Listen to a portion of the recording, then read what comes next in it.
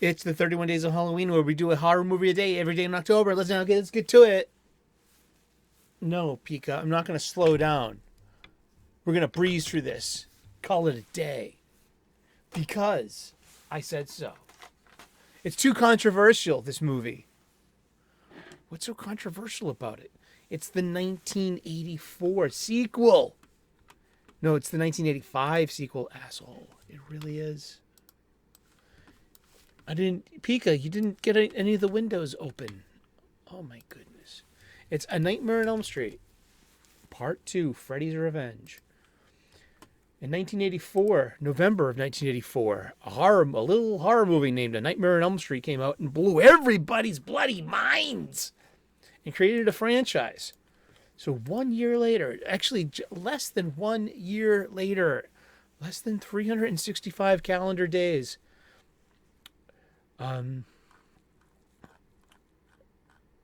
the sequel was released.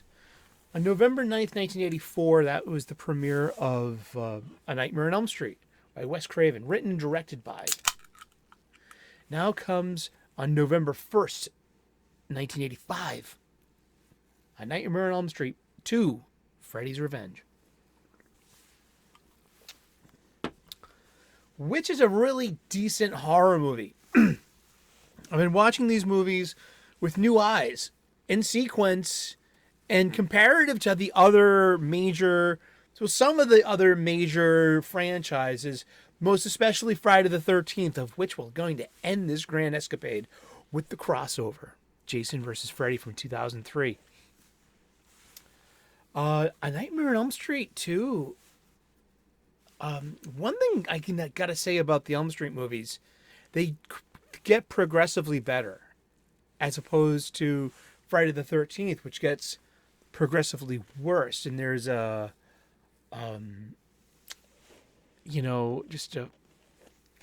time, you get this failure of expectation, and also a weird kind of failure to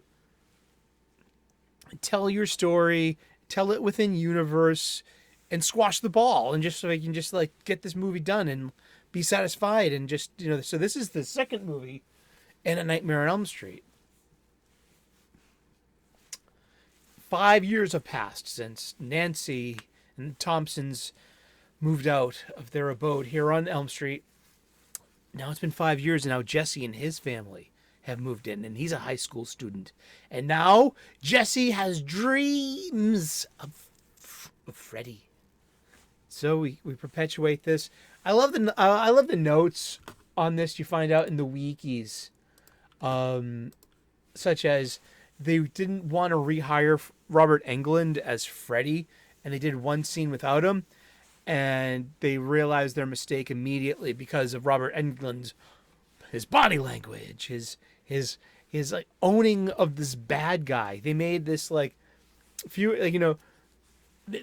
bad guys who are owned by their actor. It's great. A Nightmare on Elm Street 2. We're going to read this from the wiki. You guessed it. Is a 1985 supernatural slasher film. Came out when I was 12 years old, and I was going on 13 years old. It's 87 minutes long running time. It had a $3 million budget, and it made almost $30 million. It 10 times its budget. And then there was another sequel a little over a year later with The Dream Warriors, Nightmare on Elm Street Part 3. We'll do that tomorrow. But that came out in February of 1987. So you kind of skipped all of 1986. While basking in the glow of your VHS sales and rentals. 5 years after Freddy's apparent defeat, the Walshes have moved into the Thompson former home. So yeah, Jesse, he's got his best friend. What's his name? Grady. Yeah, who's played by that kid that was he was in Vamp, and he was in the Wraith. Who played Grady? Robert Russler. That's right. He was in a bunch of 80s stuff. Um, but then comes okay. Its special effects get better and better. Like it's kind of the opposite of the Friday the 13th movies, where this becomes a showcase for great special effects talent. Now, are we in a gay bar or are we just in a fetish bar? But we're in a bar in 1984, and this high school student has woken up from his dreams and walked into this bar, and then comes across his high school gym teacher. This movie is kind of famous. It gets more and more notoriety year by year. See, in the 20th century, you needed to have a certain. There weren't many stories that had gay characters, and because if you did, you were put into its own category, a subgenre. You would be a gay film. Now, just it's the 21st century, and labeling. Here's Jesse. he's underage. They didn't card him. You have to talk to the management. But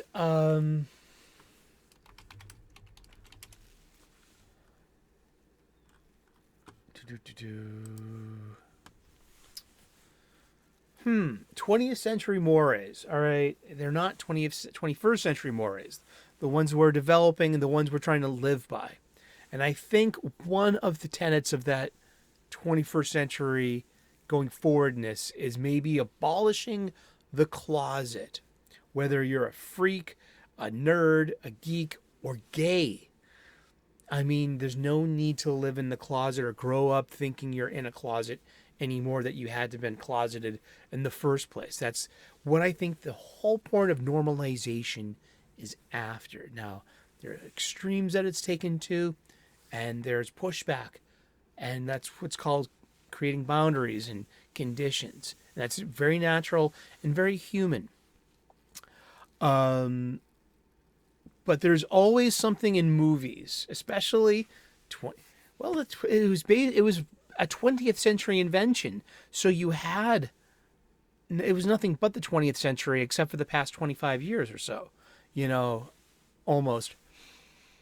So we're in a quarter century almost of 21st century mores, culture, and going forwardness, where you don't need the closet anymore. Nobody needs to be in the closet anymore. So I don't know how much gay coding there is, queer coding there is in 21st century cinema, when you can be blatant, when people can be people and live in the light and not in the closet. So in the 20th century, we had gay coding in cinema. It was like everywhere, dude. Totally. You could look. It would be like, seriously. That is the sensation you get after watching a movie, and you're like, that movie's pretty gay. We're gonna use the word gay a lot in this show. I mean, capital G gay. We're not talking small G gay, where it's like just like like bros busting balls and shit, or it's like South Park, No, we're talking like culturally, like people. So back in the 20th century, you had a huge thing in cinema called it was gay coding, because you could easily slip into some kind of this is a gay movie, and you get that label. And this is a mainstream rated R movie, though, aimed at teenagers in a way. It's a horror movie. This is 80s, but this movie is famous. This movie is full of gay coding, and it's probably one of the gayest movies out there. Like, in an age where it wasn't cool to be open about that stuff. There was stories coming out, and just developing the later we get into the 20th century, the closer in, there's the gym teacher in the bar and the underage and the problematics and all the queer coding too. I mean, there's just coding is built upon a series of stereotypes. That's true. I mean, and so you would have these succession of stereotypes in the movie, like with the characters to, maybe like alert you to, like, hey, this character, we decide, this character is someone like in your life. They're gay, and there's only so many places that we can put them, with culture being the way it was. Geez, I mean, homosexuality was outlawed in Britain until 1967. Dude, breaking the law, breaking the law, breaking the law. That's like an autobiography of his. Dude. Judas Priest rocks. How can,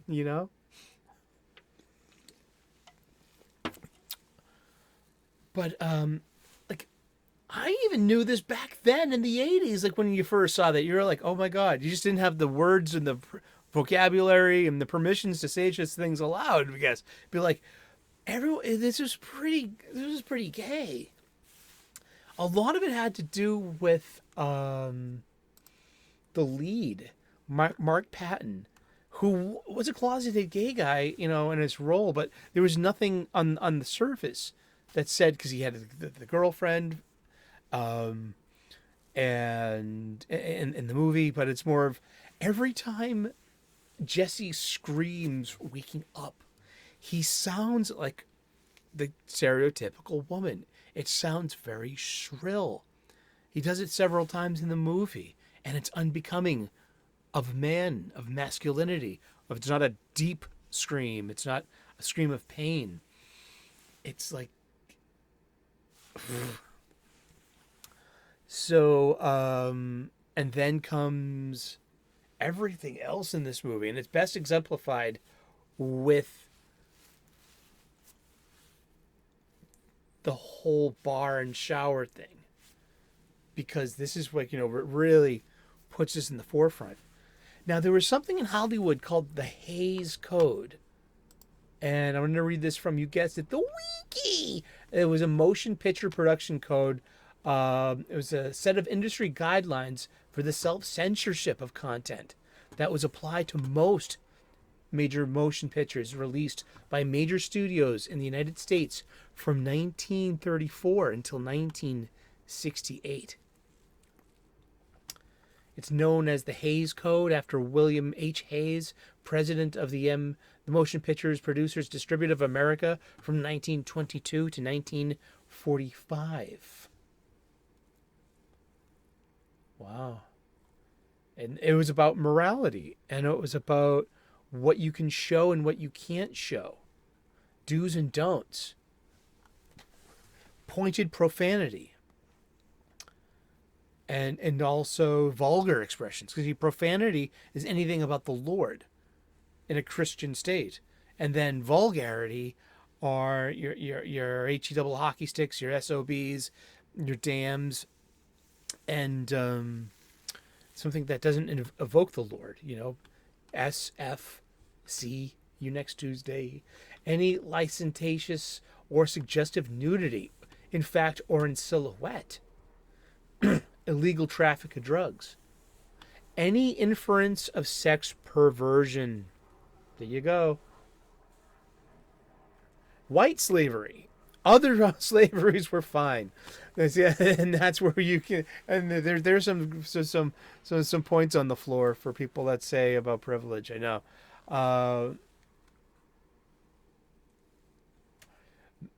Miscegenation is sexual relations or marriage between people who are considered to be of members of different races, sex hygiene, and venereal diseases. Scenes of actual childbirth, in fact or in silhouette. Children nudities. The ridicule of the clergy and a willful offense to any nation, race, or creed. And, which I think they probably kind of got dropped by, like, World War II and those Superman and and Bugs Bunny cartoons.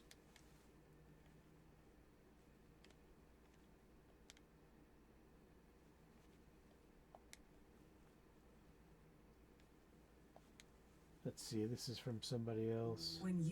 And that's a commercial. This is life on the YouTubes. And this is somebody's video.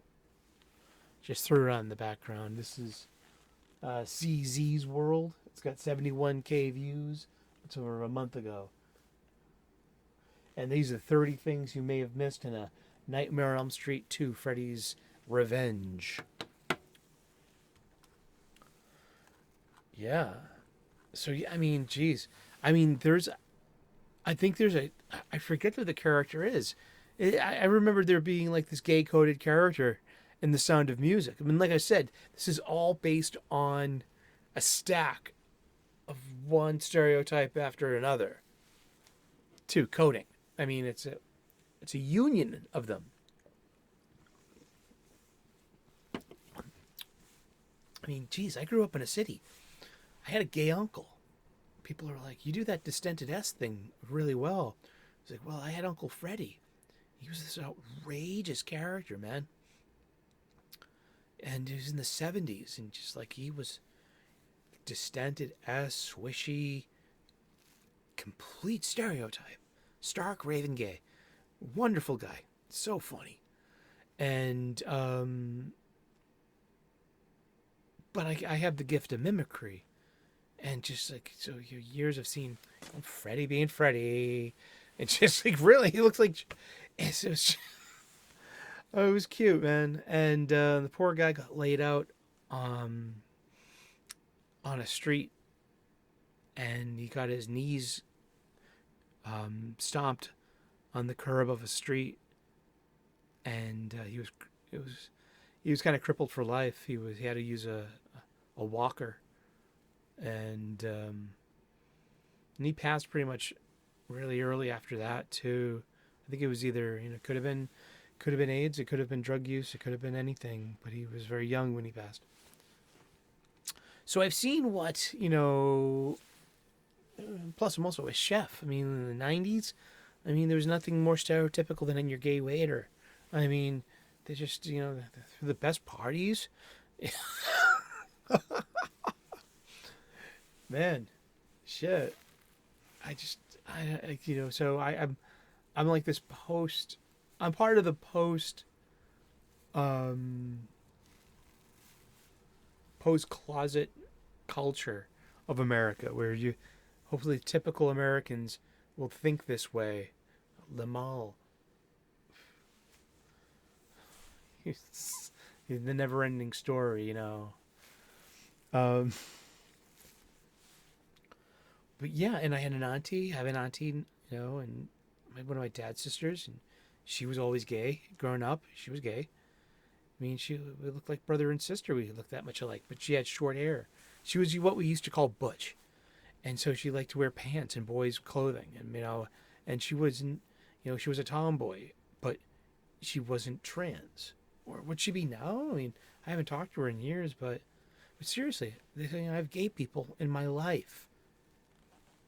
And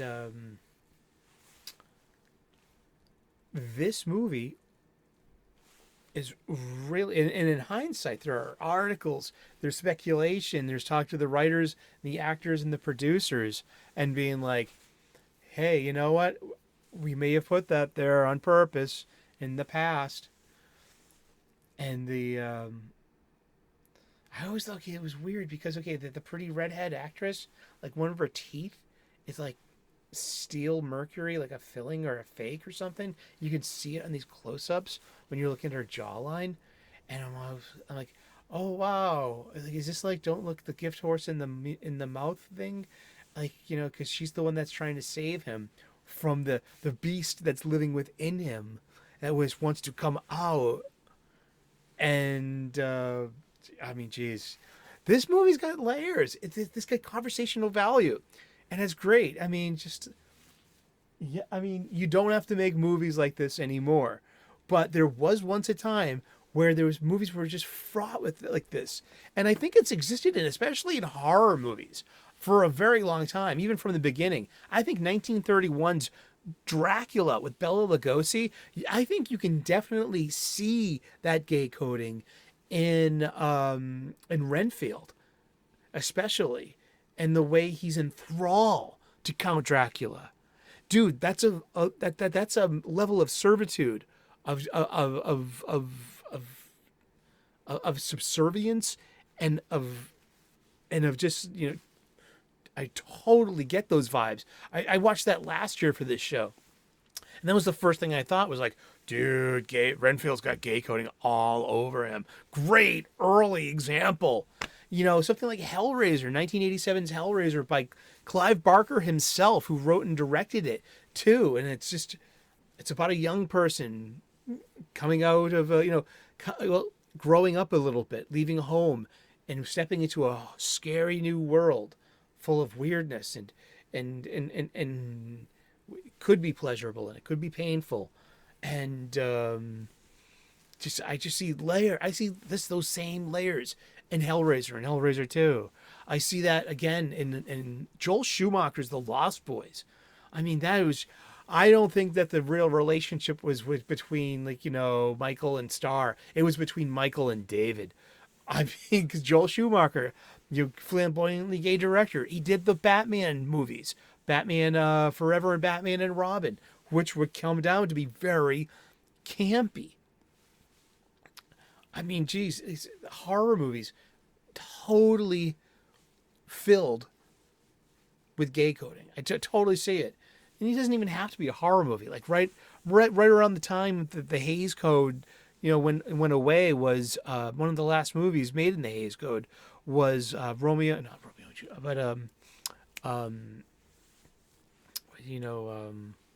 Bonnie and Clyde with Warren Beatty and Faye Dunaway, and just Estelle Parsons and Gene Hackman, and it was just this interesting movie. But again, when you've been in you have that in you to know that this is part of film, that this is part of that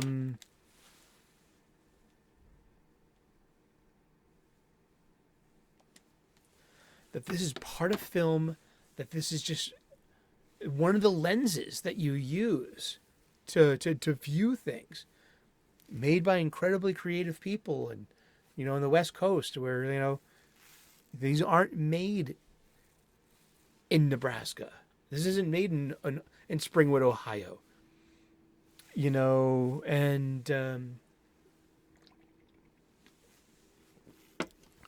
I don't know. I thought this was an interesting movie too. And was it good though? Was it good? Darn.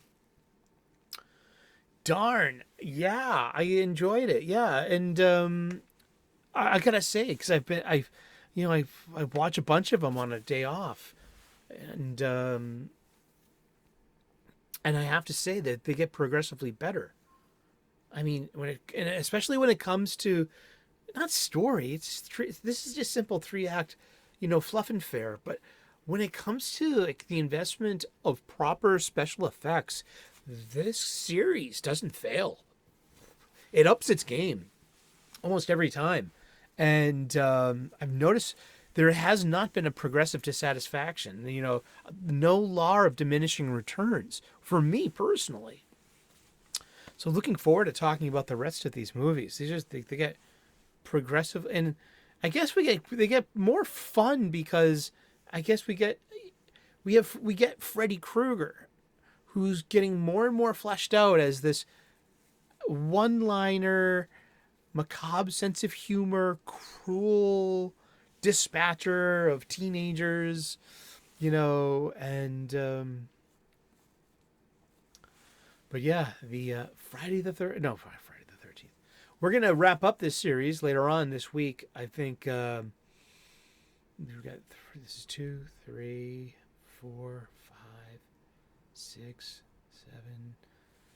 Maybe by the weekend, we're gonna be we'll be at Jason versus Freddy, or is it Freddy versus Jason from 2003? And it's gonna be fun. Thank you so very much. The 31 Days of Halloween. We've been talking about cinema today and movies in the guise of a 1985 slasher movie sequel. We can actually sink our teeth into some meaningful cinema theory stuff.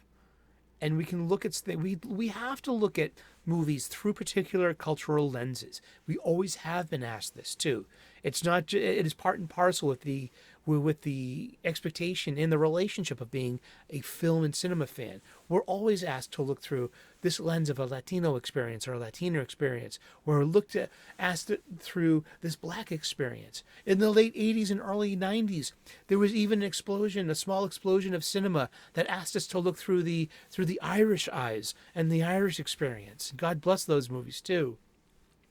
And so there is just Aw, this poor girl. She's totally just barking up the wrong tree, or maybe she just, aw. But there's room for this as well. And once you see it, you can't unsee it. And you might even too be like, oh my goodness, this was there the entire time. Hence why they call it coding. It's nothing overt. It's subversion. It's in the details. It's baked into it. But you don't have to live like that anymore, and to make things a metaphor about a struggle to get out of the closet. So it's like, I think, the best thing out of normalization will be getting rid of the closet and redesigning the house. Thank you so very much for tuning in today. We've been talking about Freddy's Revenge, Part 2 of A Nightmare on Elm Street, released in 1985, the first sequel of several. In this, about the gloved killer, Freddy Krueger, who attacks you through your nightmares. And just thank you so very much. I love talking about movies, and I love horror movies as well. So keep the conversation going in the comments section. Like and subscribe. Turn on those notifications.